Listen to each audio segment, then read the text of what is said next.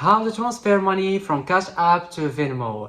My name is Ali and I will walk you through on how to transfer money from Cash App to Venmo. It's not something difficult at all, it's so easy. You just need to follow what I'm gonna tell you right now in this video and you're gonna be able to transfer money from Cash App to Venmo, okay? So we're gonna make this process indirectly, okay? We will not send the money from Cash App to Venmo directly, but we're gonna do it indirectly, okay?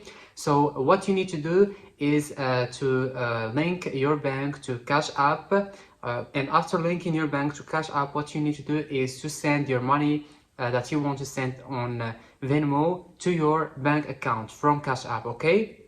After sending your money from Cash App to your bank account, you need now to transfer that money to your Venmo account. And like this, you did it, you just transferred your money from Cash App to Venmo indirectly, okay? And this is the easiest way how you can do it without any problems. As I told you, there is nothing complicated at all with this process.